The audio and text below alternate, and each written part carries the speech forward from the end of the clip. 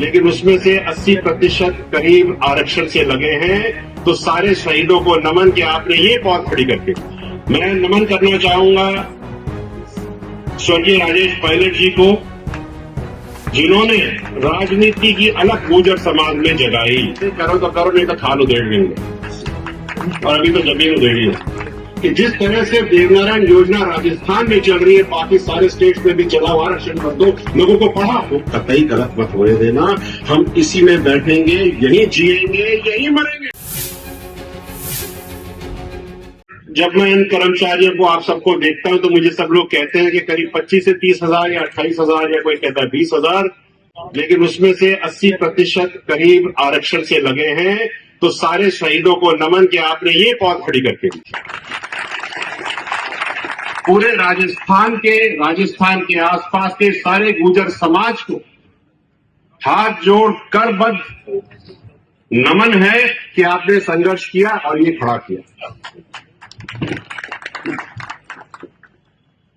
मेरे पास बहुत सारी बातें हैं करने के लिए, लेकिन एक बात मैं शुरुआत में करना चाहूंगा। शुरुआती जात और शुरुआती बात, मैं नमन करना चाहूंगा स्वर्गीय राजेश पायलट जी को, जिन्होंने राजनीति की अलग गुजर समाज में जगाई। अगर आज उन्होंने इस तरह से ये अलग नहीं जगाई होती तो ये सब यहां नहीं होता, मैं ठोक के कह सकता हूं। और मैं नमन करता हूं कर्नल किरोड़ी सिंह बैंसला जी को, जो नौकरी करने के बाद समाज सेवा में लगे, आरक्षण की लड़ाई लड़ी, सब लोगों ने मिलकर के आपको खड़ा करके दिया, तो उनको भी। जीके की कार्यकारिणी को जितना धन्यवाद दिया जाए उतना कम है, क्योंकि आपने सबसे पहले तो ऐसी मौके की जगह पकड़ी, दादा कोई किसी को मिलती नहीं। तो किशन पाल जी जो कह रहे थे, सही कह रहे थे, करो तो करो, नहीं तो खाल उधेड़ लेंगे, और अभी तो जमीन उधेड़ी है। देखो मेरे पास पैसे वैसे तो है नहीं दादा, लेकिन 2-4 ईंटें मैं भी लगा लूंगा। आप लोगों ने बहुत काम किया, जहां पर भी मैं जाता हूं। सही कहा किसी ने कि जब हम अस्पताल में पहले जाया करते थे, आज से 10 से 11 साल पहले, तो गुर्जर डॉक्टर मिलते नहीं थे। आज तो घुसते हो तो बचते नहीं है। जहां जाओ, चाहे बायोकेमिस्ट्री में चले जाओ, रात को 2 बजे भी किसी का कोई मरीज अगर आता है, तो अगर हम फोन करते थे तो कोई ना कोई गुर्जर अधिकारी, कर्मचारी, डॉक्टर, नर्स वहां होता है। ये आपकी जीत है। और कृष्णपाल जी से मेरा एक निवेदन है, नमन है, रिक्वेस्ट भी है कि जिस तरह से देवनारायण योजना राजस्थान में चल रही है, बाकी सारे स्टेट्स में भी चलाओ, आरक्षण कर दो, लोगों को पढ़ाओ। अगर वहां पर स्कूल बनेंगे, अगर हरियाणा में स्कूल बनते हैं गुर्जरों के लिए, अगर यूपी में बनते हैं, उत्तराखंड में बनते हैं, तो कोई वो दिन नहीं है जब हमको आरक्षण की जरूरत ही नहीं पड़ी, लिख करके हम निकल जाएंगे। हमको आगे पढ़ाना है और आगे बढ़ाना है। आपको खुशी की एक बात बता दो, कुंभ चल रहा है साहब, और मेरे ख्याल से पहली बार एक जगह मिली है गुर्जर समाज को जहाँ पे देवनारायण भगवान की पताका लगती है, और वहां पे आप जाकर के बैठ सकते हैं। हमने लिया था बहुत साल, 3-4 साल पहले, कि अखाड़ा देवनारायण भगवान का भी लगना चाहिए, तो लगेगा। शुरुआत हो गई है। आप सबको बहुत बहुत शुभकामनाएं। यहाँ पर गुर्जर आरक्षण संघर्ष समिति के भी लोग हैं, उनको मैं धन्यवाद देना चाहता हूं कि अपनी जेब से खर्चा करके, समय निकाल के, परिवार को छोड़ करके आज संघर्ष में लगे हुए हैं, और एक संघर्ष अभी बाकी है। और बाकी संघर्ष सारे राजनेताओं से जो बैठे हैं, हमारे घर परिवार के ही सारे के सारे हैं, उनसे एक निवेदन है, हाथ जोड़ कर मत कुछ भी मान लीजिए कि आरक्षण को नवी संरचना में लगवा दीजिए। क्योंकि अगर गलती से कहीं अटक गई सुई, तो 80% जो आ रहे हैं वो महाराज नहीं आएंगे। और जिस छाती को हम चौड़ा करके बैठे हैं ना, वो छाती में थोड़ी सी दबदबाहट हो जाए। देखो बात तो कड़वी है, करनी पड़ेगी, समाज का मंच है, बात तो करनी पड़ेगी। और बात करते करते एक बात और है कि हम पिछले करीब 2-1 महीने से एक कार्यक्रम चला रहे पूरे राजस्थान में, बोल गुर्जर मन की बात। तो गांव में जाते हैं और हम लोग बोलते हैं भैया बैठ जाएंगे, हम सुनेंगे, तू बोल क्या सुनना है, क्योंकि ज्यादातर तो हम लोग भाषण देते हैं, वो सुनते हैं। इस बार हम वहां जाते हैं और वो कहते हैं और हम सुनते हैं।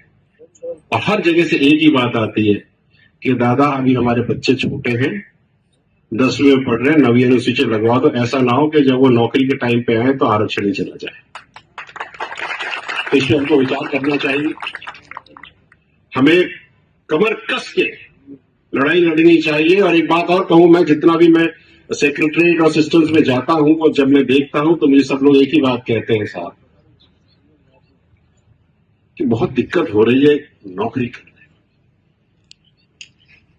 पूछते हैं कि क्या बात है, तो आप सब मेरी बात का अनुसरण करोगे कि आप सब अपवाद हो सिस्टम में, आपने लक्ष्य नौकरी ली है साहब, और अपवाद को बहुत स्नेह की नजर से नहीं देखा। लेकिन मैं उस दिन का इंतजार कर रहा हूं जब कम से कम 300-400 ज्वाइंट सेक्रेटरी अपने सिस्टम में हो, फिर देखो मुझे क्या। जहां जाओ आज पूरे राजस्थान में कहीं ना कोई एक सब इंस्पेक्टर मिल जाता है। कांस्टेबलों की तो कमी ही नहीं है। लोग तो कहते हैं साहब कांस्टेबल तो चाहिए नहीं, मुझे बहुत दिक्कत कर रहे हैं। देखो बात तो सही है कि जो घूमेगा उसको पता चले। इसलिए अच्छा, मैं एक बात और कहना चाहता हूं इस मंच से। गुर्जर समाज में कोई 2 पार्टी 3 पार्टी नहीं है, एक ही पार्टी है, गुर्जर पार्टी। अब आप सब उसके, आपकी विचारधारा अलग हो सकती है। मैं पॉलिटिकल पार्टी की बात नहीं कर रहा। आपकी विचारधारा अलग हो सकती है। मैं बीजेपी में हो सकता हूं, सचिन जी कांग्रेस में हो सकते हैं, आप बसपा में हो सकते हैं, कोई किसी में हो सकता है, लेकिन हम सब एक ही घर के बाशिंदा हैं। हम एक ही घर में रहते हैं। बाहर काम के लिए बाहर अलग अलग जाते हैं, शाम को तो घर ही में आते हैं। तो भैया अपन घर के एक है, इस बात को कतई गलत मत होने देना। हम इसी में बैठेंगे, यहीं जिएंगे, यहीं मरेंगे। जो काम हम नहीं करें, चाहे पिछले इलेक्शन हो चाहे इस इलेक्शन। हाँ, और बात में इंदिरा जी की बात का मैं अनुसरण करता हूं साहब, सच्चाई तो बोलनी पड़ेगी। पिछली सरकार में जितने कैबिनेट मिनिस्टर थे, अब जितने कैबिनेट में मजा नहीं आया साहब, क्योंकि बात तो सच है, कड़वी है, कहनी पड़ेगी, तो कुछ तो करना पड़ेगा। और कृष्णपाल जी ने तो कह ही दिया है ना, ऐसे नहीं तो वैसे देना तो पड़ेगा साहब। तो हम लेंगे। और 1 रुपया, क्या कहा था आपकी? 1 रुपया पर डे, 1 रुपया पर डे, जैसे रूप सिंह जी ने कहा है और कर्नल साहब ने कहा है, वो करें और इस पूरे सिस्टम को आगे बढ़ाइए।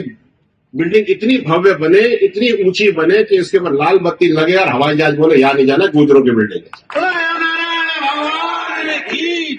बहुत बहुत धन्यवाद, थैंक यू सो मच। और जैसे कर्नल साहब कहा करते थे, आगे बढ़ो, तरक्की करो, छा जाओ और धन्यवाद, थैंक यू सो मच।